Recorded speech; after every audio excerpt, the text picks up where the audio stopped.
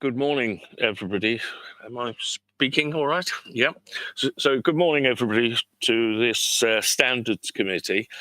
We have the leaders with us today, so thank you firstly for attending, leaders. What I propose to do is we will deal with part one, items 1, 2, and 3, which should be reasonably quick. We will then move on to 9, which is the group leader duty compliance. So we can deal with you then, the leaders, at that stage. And if necessary, we might go into part 2 for that. And then we'll go back to item 4, by which time the leaders can leave us. So hopefully that's all right. Sorry, Chair. Would you mind if I just came in? Yeah. I do apologise. Just to confirm, that sequence, so it's agendas 9 and 11. We'll then move into part 2 to deal with item 13, agenda item 13. And I just wanted to let the committee know that the report, which was appended to agenda item 7, ought to have been appended to agenda item 16. So just to clarify that. So we'll deal with the corresponding part 1 item, agenda item 11, whilst the group leaders are here. Thank you. Thank you for clarifying that. Right, item 1, apologies for absence. Are there any, Amy? Chair, if you mind, would you mind if I just quickly did the housekeeping for us? Okay, yes, certainly. Thank you. And I believe Councillor Billette is also indicating for you. So may I remind everyone present, please, that the meeting is being live streamed as well as recorded via the internet, and this recording archived for future viewing. If a participant wishes to speak, can they please use the raise hand button, which is in the bottom centre of this screen? And when invited to address by the chair, Mr. Hendicott, please could all participants ensure that their microphone and camera is on to ensure that they can be seen and heard when actively participating. Please ensure that all debate is raised verbally and not via the chat function for the sake of the recording. Thank you, Chair. That concludes the housekeeping. Thank you very much. Councillor Burnett, did you want to say something at this stage? If I just could, Chair, I just wanted to say that under agenda item 7, as the marshal officer has just mentioned, there were items published in error that should have been part 2 items, appendices, which directly affect me. It basically gives details of communication from the Public Service Ombudsman related to unfounded complaints. So I would just like to say publicly that that has to be said in public. Thank you, Chair. Okay, thank you. Item 1, apologies for absence. Yes, Chair. Apologies received via myself from Mr. Alexander and also Councillor Charles. Okay. All of the members are present. Thank you. Minutes of the meeting held on the 15th of May. I read those through when they were submitted to me, and I've read them through again. They're an accurate record as far as I'm concerned. If anybody's got any points to raise, could they put their hands up electronically, please? Right. In the absence of any points to be made, we'll accept those as being an accurate record. Now, item 3, to receive declarations of interest and the nature of such interests under the Council's Code of Conduct. Are there any? Perhaps you could use the button to indicate if there are any. No. So we'll move on now to item 9, which is the group leader duty compliance. Can I, again, thank you, group leaders, for coming in. I think this is the second year where we've done it, we've done it in this way because we have to do it in this way. But I will ask the monitoring officer just to give us a brief background on the purpose of today. Thank you, Chair. Yeah, so a very brief background. Members of the committee will recall the new duties which came in under the Local Government and Election Wales Act 2021. It placed a duty on the Standards Committee to establish whether it's content that political group leaders have complied with those duties. The pro forma, which each of the group leaders has a part in completing within the agenda pack under part 2. And the committee will go on in part 2 to consider, discuss with the group leaders, and then convene to consider as a committee. The purpose of the duties primarily is to ensure that group leaders and the Standards Committee come together to work together to ensure appropriate standards of behaviour. There's a frequency of meetings which have been agreed annually, this meeting this year, and at 6-month intervals if that's required. So the thresholds are set out in the appendix document, and the recommendations are there. So I think that's all I need to say at this stage. Thank you, Chair. Thank you very much. I think the next stage is that all 4 political group leaders address the committee on what has happened and how they see the system working. So I will invite you to do that. I don't feel you have to give a full explanation if you think it's all working reasonably well, but we'd be interested in your comments. I should say that as a committee, we don't get to know what happens behind the scenes, and it's only in this meeting today that we are informed of what has been going on in the year. But Councillor Purnett, do you want to address us, and is there anything you want to add? Yes, thank you, Chair. I think that, if you've got my pro forma in front of you, and as it says, yet again, we are completely up to date with our mandatory training. Group members are committed to expanding their knowledge. They attend an awful lot of committees of which they're not members in order to do that. We provide mentoring for members if they are experiencing any difficulties. As you'll see, there were 5 informal complaints. They tend to just be conversations with the monitoring officer, to which I'm not party. If I had been party to them, I would have challenged. Actually, these were very low-grade conversations. We've participated. We actually took a motion to council in relation to civility in public life in December 2024. That was 2 of our backbench members, Councillor Stallard and Councillor Prothero, a very full debate. Unfortunately, it didn't get unanimous support. There were 13 members that voted against it. What that says, I don't know. As you'd be aware, as you came to the meeting in Cardiff, I work closely with the WLGA as their current presiding member, and also with Welsh Government on diversity and democracy, but also in civility and public life. It is an issue. I mentor councillors from other authorities. We'll continue that into the coming year.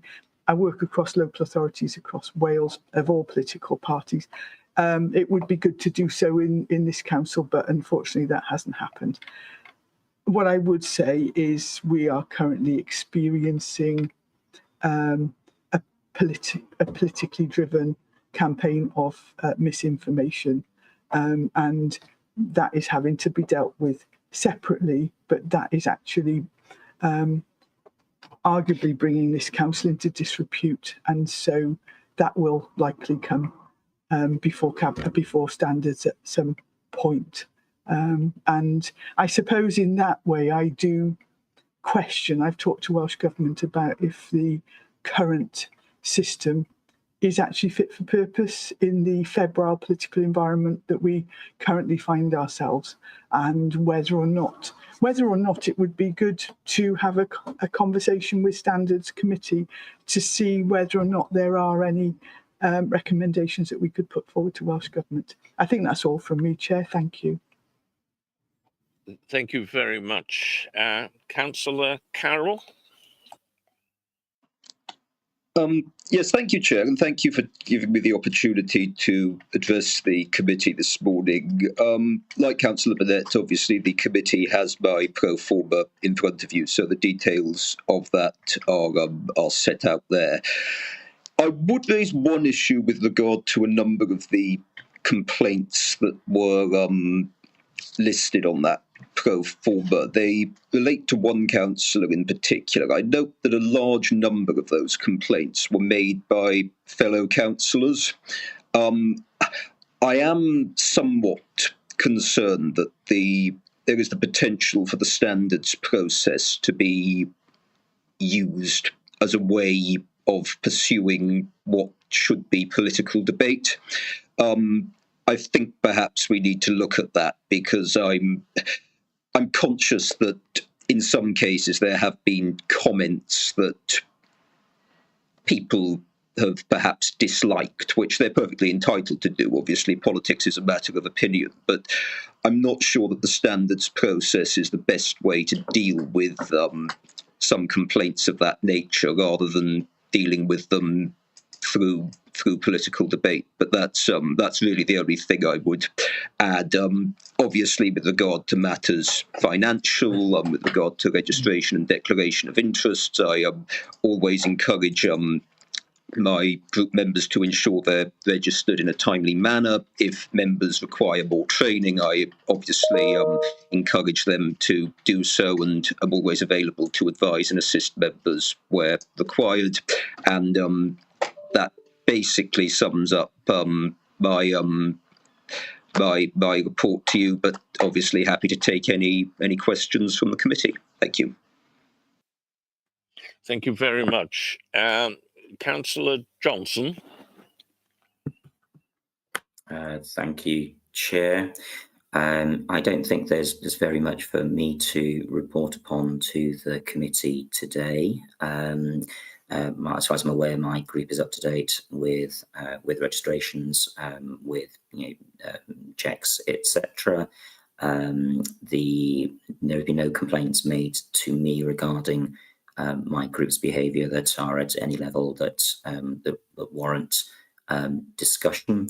I spoke, and my group voted in favour of the motion that Councillor Burnett was discussing when that was in full council in December, and I attended a subsequent meeting with yourself, Chair, you'll remember, and other group leaders to discuss steps forward with that motion. I don't think that we've had anything any further discussions since that meeting at the start of December. So I'd welcome, information, whether it's from yourself or from the monitoring officer, about, how that's going to be taken forward further. My only complaint probably is that I seem to be on the screen here in Welsh as the leader of the Llantwit Major group. So I'm definitely the Plaid Cymru group leader.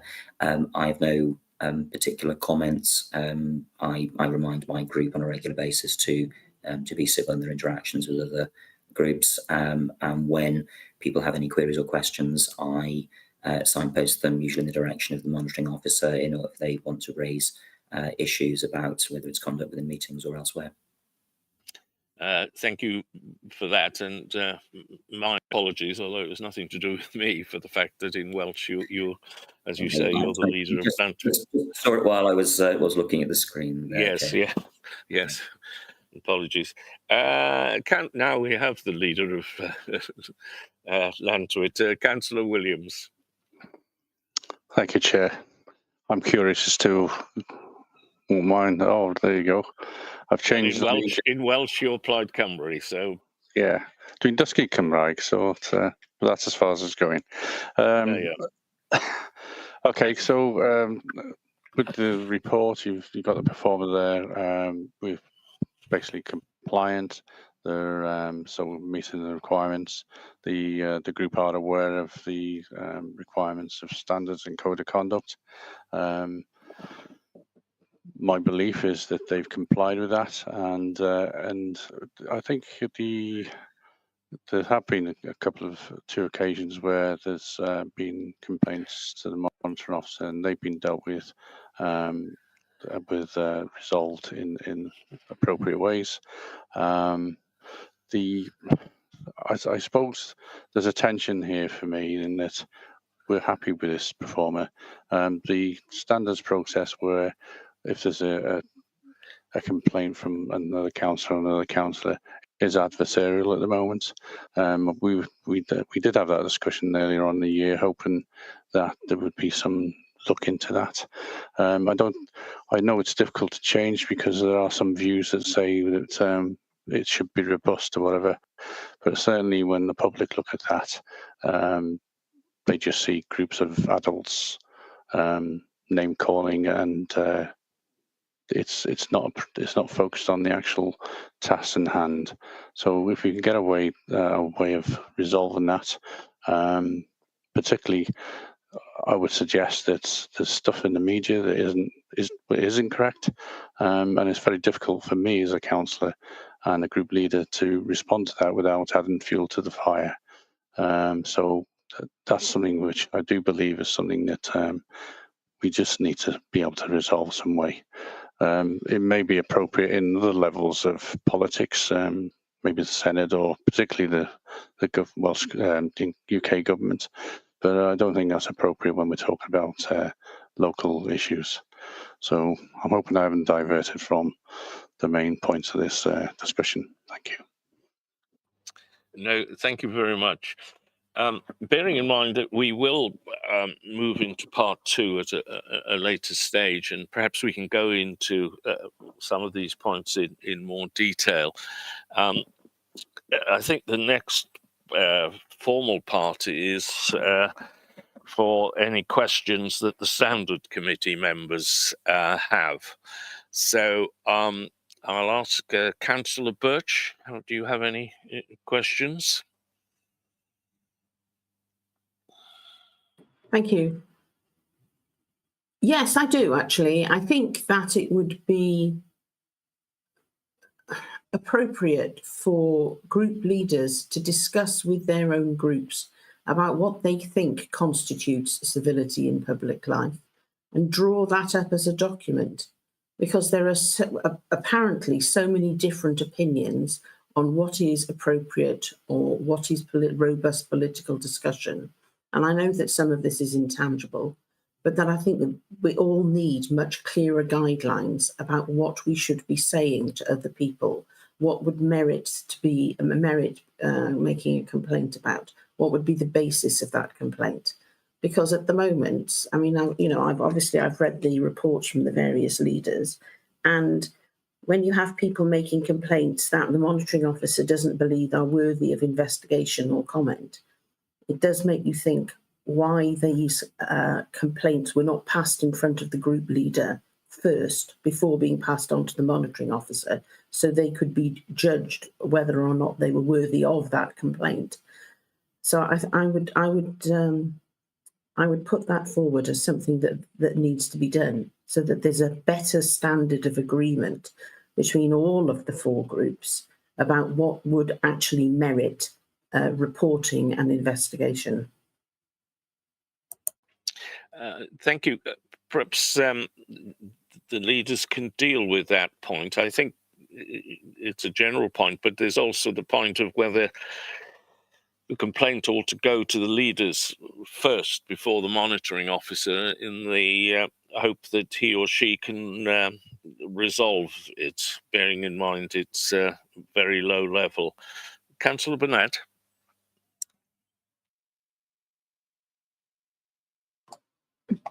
Chair, could I just clarify if the suggestion is for the complaint to go to the leader of the person making the complaint?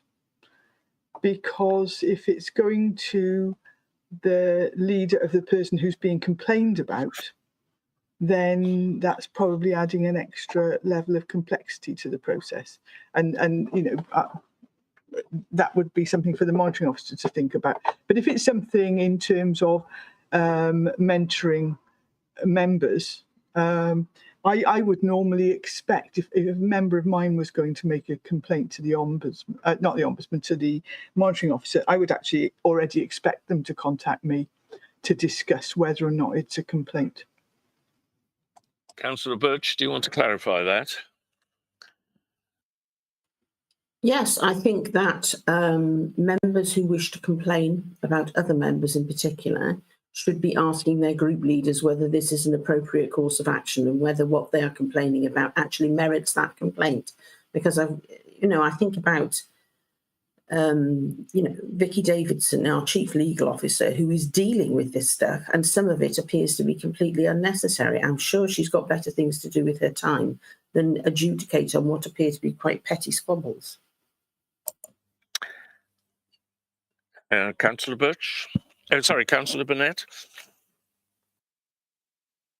I think that's all I need to say, really, is that I would expect my group members to come and talk to me or our group whip first if they have any concerns, and we would either support them, to make a complaint, possibly have an informal conversation with the monitoring officer, or talk to them about, I think you've said quite often about the rough and tumble of politics. It is, and as Councillor Birch said, it's where do you draw the line? That, is it civility? Is it abuse? Is it intimidation? And we need to have a clear understanding of what constitutes that. So as I said, I think people should go to their group leader first, and maybe it shouldn't go forward until that conversation with the group leader. And it could be part of our responsibilities to have that conversation. Thank you. Councillor Carroll?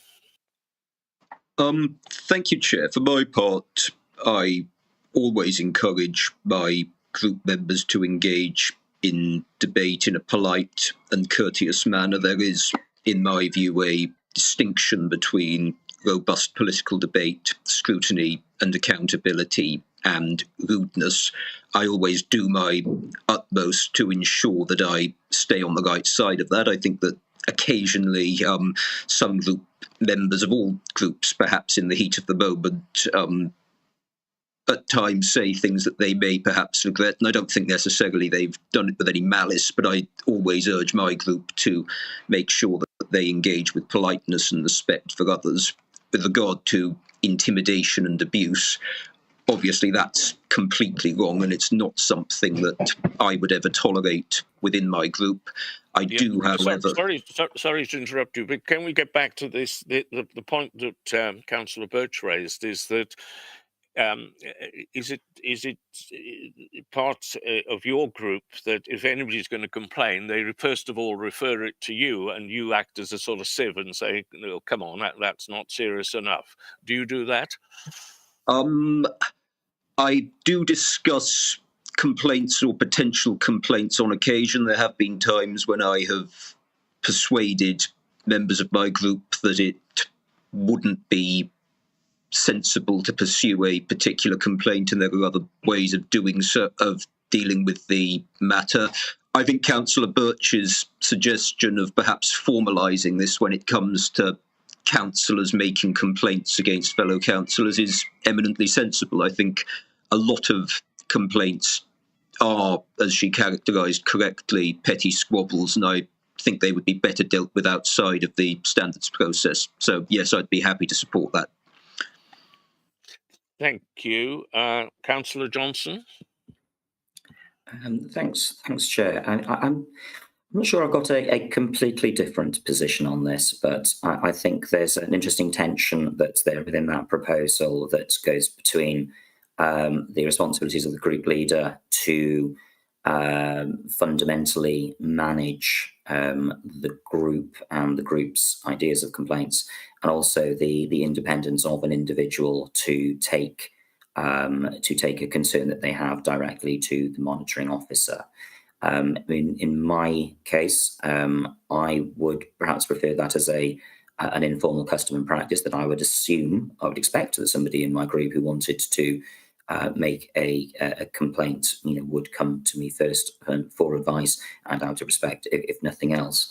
But I think it's also becomes also an interesting gatekeeping practice if we were to remove that the right of somebody to make a complaint about an individual as an individual from the council. I mean, one of the challenges that maybe we have today, sort of in discussing this, is I haven't had any sight of other pro formas, so I'm not aware of whether any, for example, informal concerns have been raised by members of my group with the monitoring officer without my knowledge, and I don't know whether that therefore is the same for others. I think there are arguments on both sides about formalising this as a relationship, but I also wouldn't want to fundamentally find myself solely responsible or being held responsible for or becoming part of a even potentially weaponized process of gatekeeping what gets through to the monitoring officer. And let's make one sort of further point, which is that the group leader's duty, and obviously our attendance today, is in the context of us being members of the Vale of Glamorgan Council. And the Vale of Glamorgan Council is actually only a relatively small number of the total number of councillors, across the local authority, town and community councils. So it would be, and the fact that we have a process and that we have things like today, which allow us to discuss these issues, is helpful for those who already work within structures. But there are many, many councillors within the area who maybe don't have those structures, that level of experience and potential mentoring to discuss those. And, so I don't know how much political Vale of Glamorgan councillors, contribute to the overall work of the monitoring officer when it comes to dealing with all of these issues. And I think we should be, perhaps wary about building too many structures, when I'm not sure there are particular problems that exist at the moment. Thank you.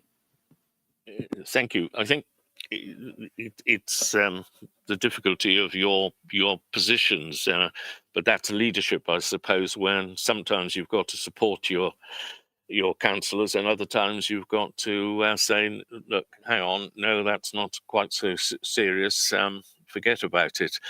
I'll come back to you, Councillor Carroll, but Councillor Williams next.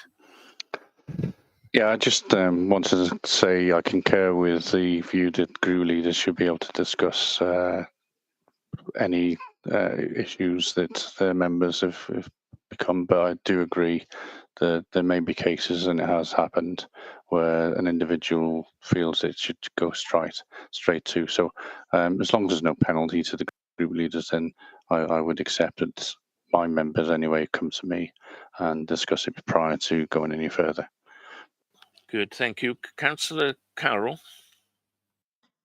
Yes, thank you for allowing me back in, Chair. It was just one thing that came to mind during Councillor Johnson's questions, and I certainly hope this would never apply to either me or any other group leader. It hasn't to date happened, but I'm just conscious that I think that group members would technically, under this process, be able to pursue a complaint against their own group leader should they consider it appropriate to do so.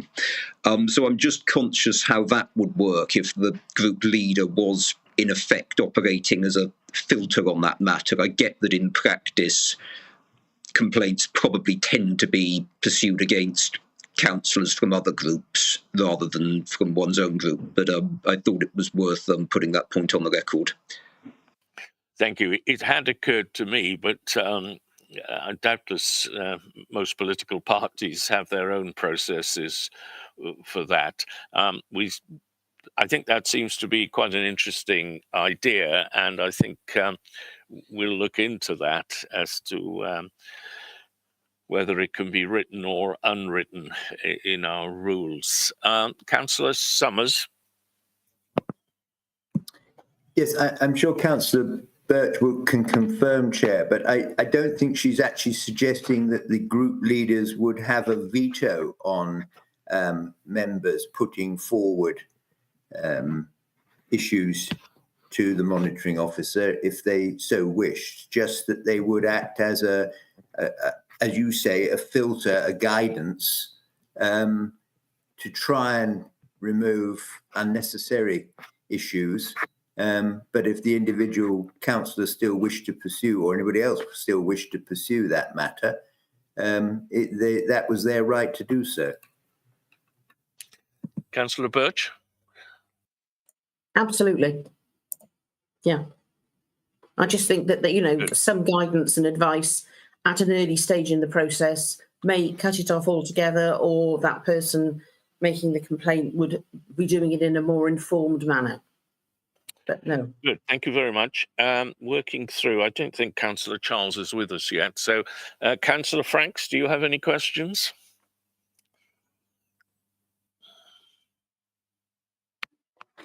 Thank you, Richard. I have an observation, really. I feel that I would like to echo what a previous speaker has said, that basically some of the complaints are of such a low level, it's a tremendous waste of people's time. And when it comes to officers, expensive waste of time, we seem to be obsessed with reading other people's Facebook contributions that are forgotten almost immediately after the event. But the system we have, it drags it out for such a time, and as I say, quite expensive in terms of our lawyers investigating. I think we need to rebalance a little bit. I suppose the phrase is we should, on occasions, have a thicker skin. That's not to say that we should tolerate very bad behaviour. That's totally different. But some of the complaints, you know. But also, when it comes to civility, part of civility is not just being polite or not polite to other members. It's also answering the question, providing the information, being open and transparent. So we don't seem to focus on those last couple of points. It's just, oh, he looked at me in the wrong way. Well, what about the failure to have all the facts presented to committee? For instance, failure to provide copies of emails that would be relevant to the debate. So on the one hand, I'm saying let's be a little bit tougher with our sensitivities here, but on the other hand, members should be provided with all the facts and not just a couple of bits of information. Thank you, Richard. So, yes, I take it there wasn't a question, it was comment. Fine. Sorry, Richard. No, you're quite right. Councillor Summers, any questions? No, Chair, no specific questions. I think the discussion that we've had over the last few minutes is important, and I think it is necessary to try and get some, dare I use the word, standards in terms of what level of complaints are, and some agreement between all the parties. just to try and make sure we focus on the real issues. Thank you very much. Okay, moving on. Gerwin Watkins, do you have any questions?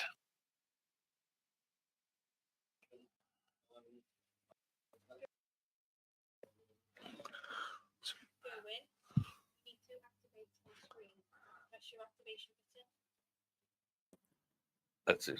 You hear me now? Yes. Yes, a very interesting discussion, Chairman. There's nothing useful I feel I can add to it by asking any questions, but I found the discussion very useful and very helpful.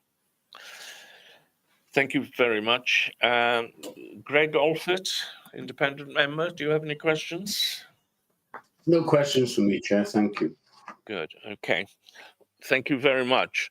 Well, I think that completes the formal part of your attendance.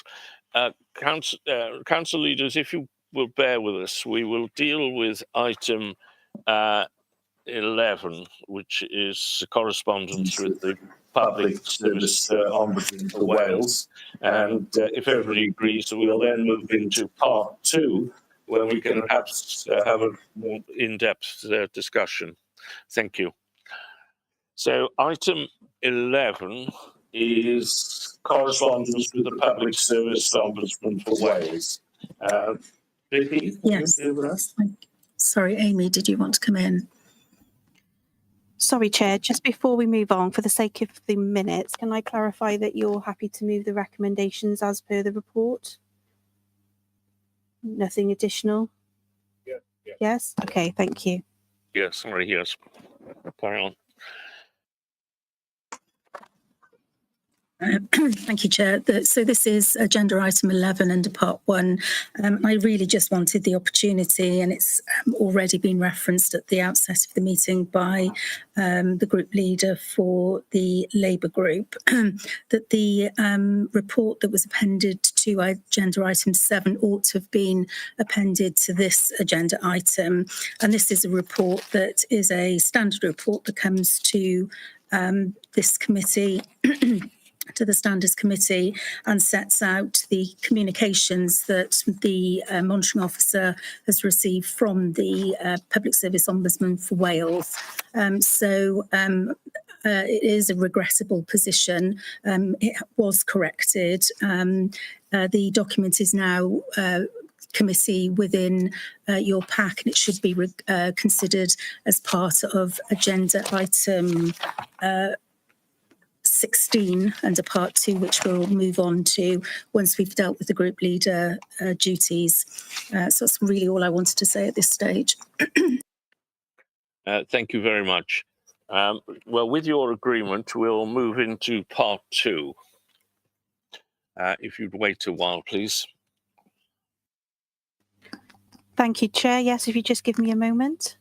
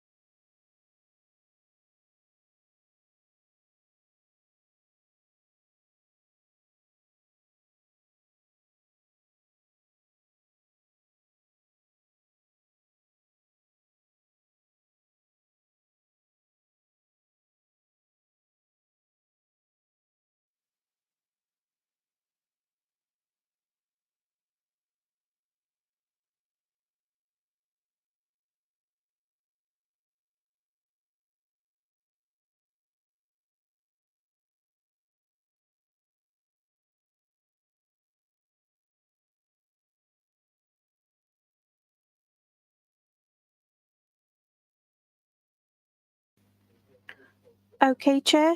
Just to confirm that we are now back in part 1. Okay, thank you very much. We'll move on. Paragraph 4, observations by independent members of the VEB.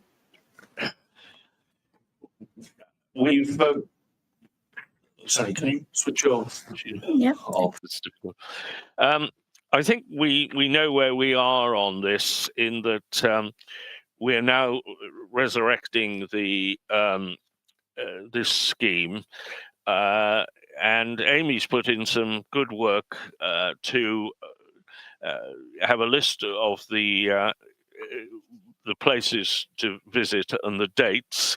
I've worked out the 4 that I can attend, although I haven't given them to her yet. We will discuss the pro forma, but are the other independent members happy with that? And Greg, you're the new man. Anything you want to ask on how it's done or anything? Thank you, Chair. I've read the document. I just wondered, are these visits unannounced in a sort of mystery shopper style, or a good question. This is it is always debated, and we come out in the favour of they're expecting us. Right. So if they're not on good behaviour when they know we're there, it's an interesting, interesting what happens. But if you can give your dates to Amy, she will organise that with you. I will do that.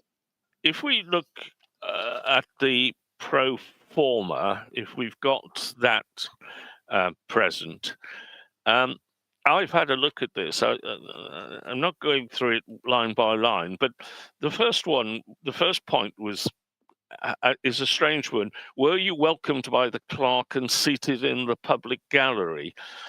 I think there really ought to be 2 questions there. Just were you welcomed by the clerk? Did you sit in the public gallery, or attend by video? I think so. That could be changed possibly.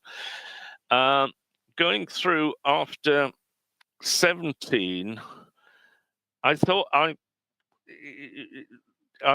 there ought to be another question in there, something like, was the meeting well run? With one person speaking at a time. I suppose it's whether it's well chaired, but I think we all comment at the end, oh, this was a well-run meeting, and everybody paid attention.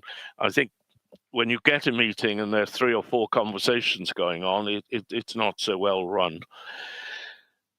Those were my small alterations. At the end I put, was there a collaborative approach to issues? I'm not sure that was a very good point, but I wonder what other people think about that. Anyway, does anybody want to comment? Anybody looked at it and want to make any alterations? Councillor Summers. Thank you, Chair. I think there is a note in there, and we've talked about this before, but I do think we need to be very conscious of the range of size of councils that we will be visiting and dealing with, and the facilities that they have. I mean, your comment about seated in the public gallery is perhaps indicative of that. I mean, I'm not sure how many, it would only be those probably town councils that have a dedicated council chamber that might have a public gallery. So I think we need to be conscious in our phraseology and in our questions to reflect that the size and nature of the council when we're looking at any of these points.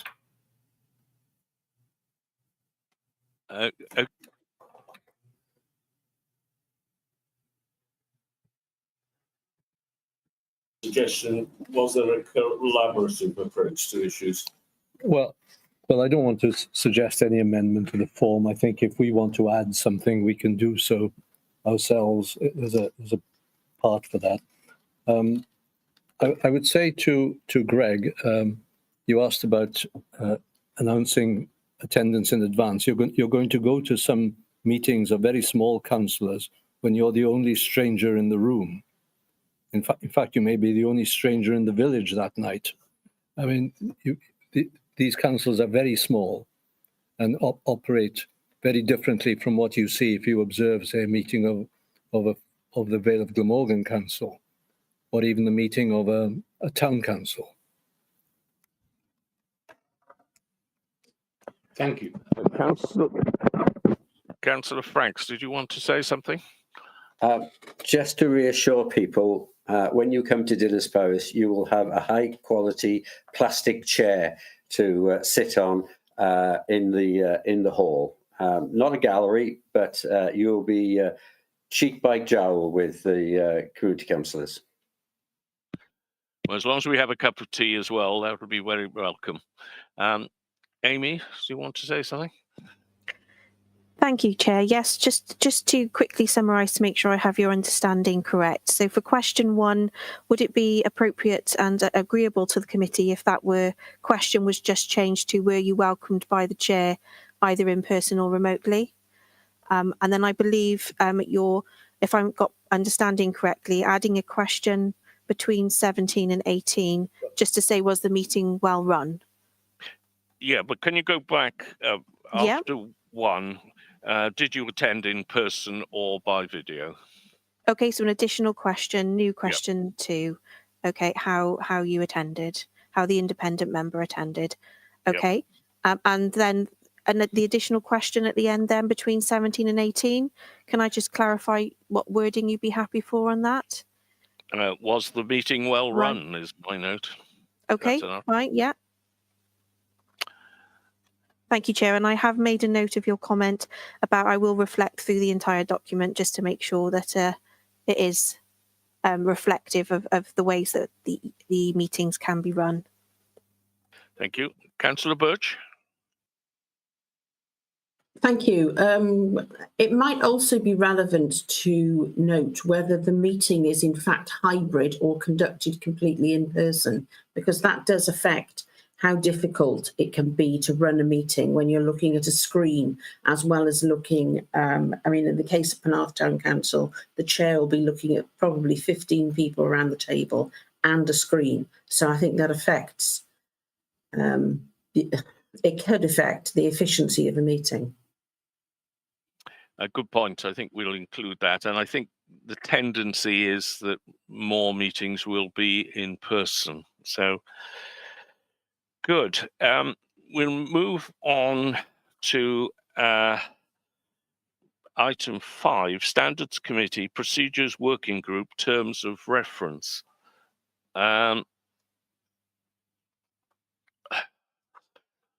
This really reflects what we discussed with the leaders on that.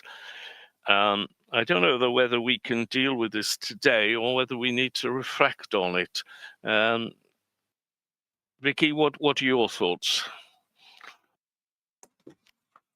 Thank you, Chair. I'd suggest that with the committee's agreement, that the element that featured as part of that very interesting and helpful debate undertaken with the group leaders may well be served better if those discussions took place with the Standards Committee and myself, reflection, and for that aspect of the motion to come back here as a deferred item. I think there's less, and it's a matter for the committee ultimately, but I think there's less contention in relation to the review of the local dispute resolution procedure and the procedure for dealing with allegations made against councillors. the flip side is that the committee might feel that as all three elements may well form part of the terms of reference, that they should all be agreed together. But I just highlight the fact that there's two elements of the terms of reference that aren't really contentious, and I understand that the independent members of the committee are quite willing to adopt the terms of reference in that regard and to undertake that review. So that's not perhaps particularly helpful, but I think it highlights the decision that the committee has to make. Well, let's see if we can deal with it. I mean, I think my view, and it may be the view of others here, is that we can't set out the standards, and that is for something for the Vale to do. I suppose we can keep it in the terms of reference, and then the working group can work on that. I'm conscious that this has been stood over before, and I'd like to make some progress on it. So can we agree with the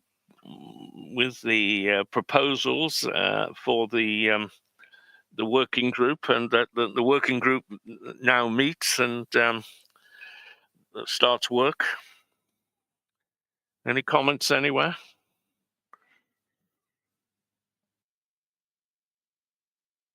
Councillor Birch, you're on the committee. Yes, well, happy to crack on with it, just bearing in mind the summer holidays are about to start. Yep. So Yes. For somebody like me, that's the only time I'm going to go away. So yeah, I'd like to. I mean, you may not all be bound by school children, but yeah, I would sooner rather than later for almost everything. Okay, well, I'd agree with that. Well, I can't see us having a meeting before September anyway. So, all right. So, is it agreed that we shall move along on that basis? Anybody against that? Nope. Okay. Item 6, Adjudicational Panel for Wales, recent tribunal decisions. Vicky, perhaps you'd like to talk to this. Yes, thank you, Chair. So the APW, the Adjudication Panel for Wales. Apologies. I think I was touching my laptop, sorry. Independent body, and they obviously adjudicate on alleged breaches of the Members' Code of Conduct following a referral by the Public Service Ombudsman for Wales. As part of the Standards Committee's role and statutory duties in promoting and maintaining high standards of conduct and supporting members to observe the code, this report is coming before the committee to provide the members of the committee with an opportunity to review and reflect on the recent APW decisions. The decision notices that you have in your pack are all in the public domain. They're referenced within the body of the report. I would ask the committee to consider the cases, the reasonings applied by the panel, with particular regard to the interpretation and application of the Code of Conduct, types of evidence and conduct considered by the panel, the requirement for detailed reasons and the sanctions applied, and the rationale for applying those sanctions.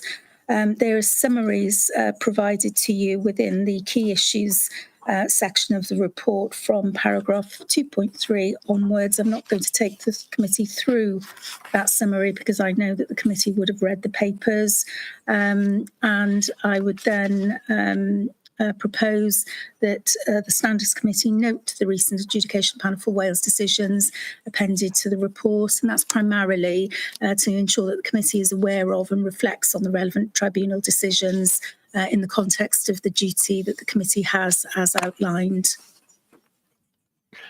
Thank you. I've read them through. I mean, for the purpose of today, they can be noted. Is it your intention to do this for each meeting? Because I have to say, it does take quite a lot of reading. Yes. It's a matter for the committee entirely. Perhaps we can discuss that. And I don't know if the committee members have any views on it.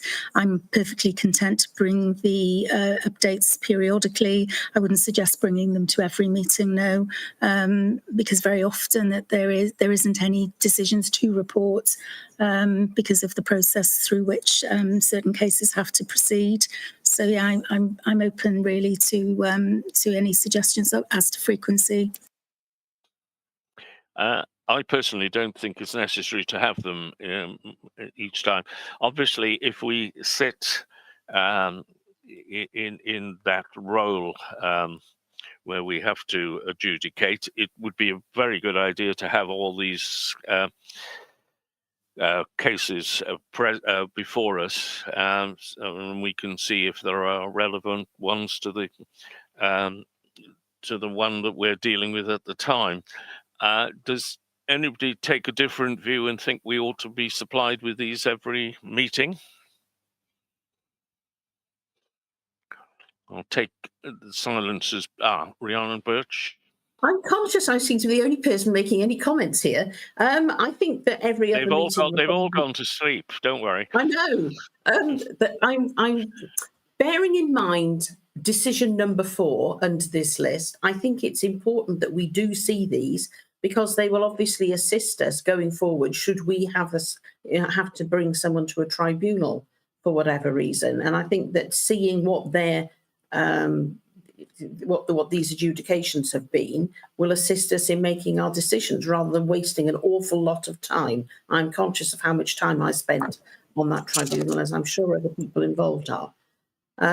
So I think it's important, but I think as and when, I don't know that we need them every single time, but certainly I think every 6 months would probably be appropriate. I suppose the problem with every 6 months is that there'll be double the number.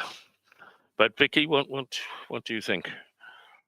In my experience, I wouldn't expect to see lots of decisions coming out in the intervening period between reporting and then bringing another report within 6 months. So I think that's probably a sensible timescale. Okay, so the suggestion is 6 months. Gerwin? I just wonder whether they need to be brought to our attention formally, whether they could be relayed to us as part of the training procedure. Do we need to discuss them in committee, or simply be aware of them? And if it's the latter, which I think it is, then we should be advised about them as part of our training. Greg? Thank you, Chair. My understanding, these decisions are not binding upon us. They turn on their own facts. And whilst they are interesting to read and see how reasoned decisions are arrived at, each case turns on its own facts. And interesting is the way I put it. I read them, but they're not binding on us. And turn on their own facts, as I understand it. I may be wrong there. I think you're absolutely right. Councillor Summers? Yeah, I would support the other people's comments that sort of 6 monthly seems a reasonable time to look at them, but they are sort of there for information. What I found disappointing, I guess, particularly in terms of the case that specifically affected us, was the level of detail, particularly in terms of what lay behind the tribunal's decision, varied significantly from report to report, and it seemed to me that I don't particularly want to discuss that particular case at this stage. I think the consensus is that then every 6 months, Vicky will bring the recent cases to our attention. Okay, thank you.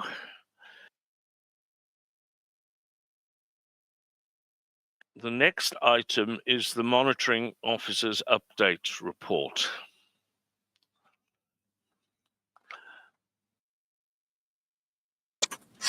Thank you, Chair. So this report, very brief report, deals with the update from the Monitoring Officers Group.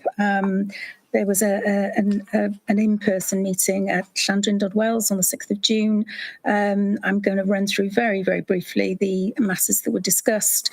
The local resolution protocol update. Well, obviously, this committee is going to be reviewing the protocol that's in place in the Vale, and that's going to be the job for the small working group that's been established.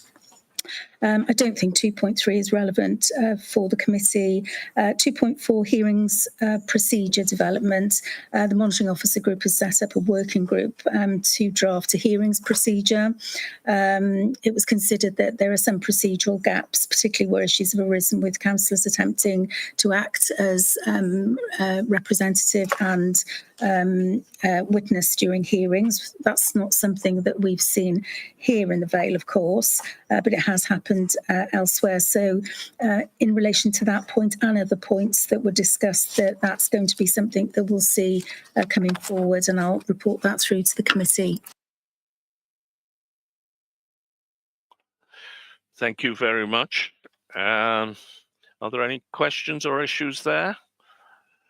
I'll take your silence to be no.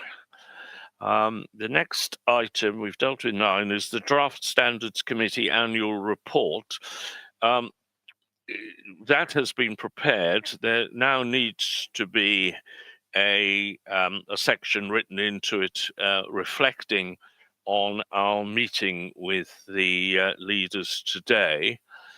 If you're happy, you can leave that to us to do. Is that all right? Again, anybody object to that? Or anyone want to comment on the draft report?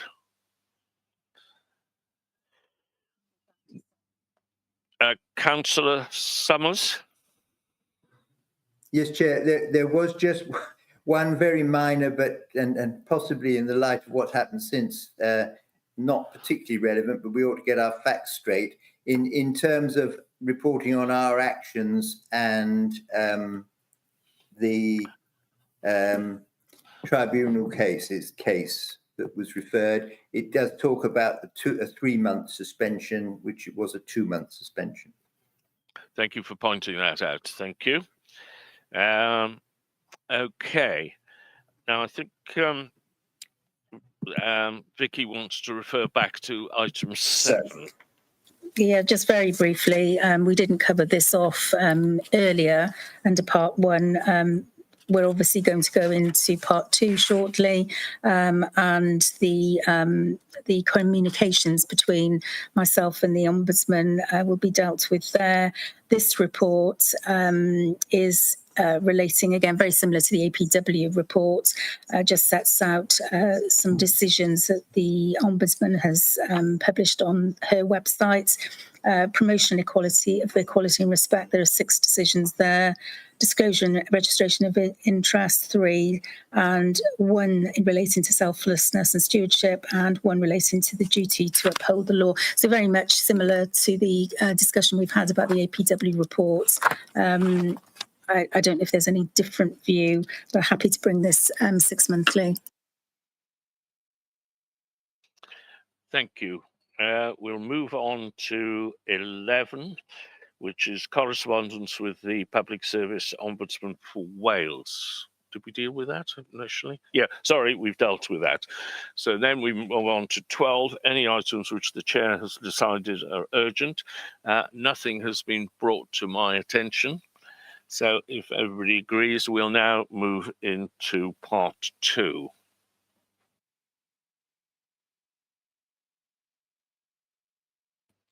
Thank you, Chair. Just give me a moment to confirm.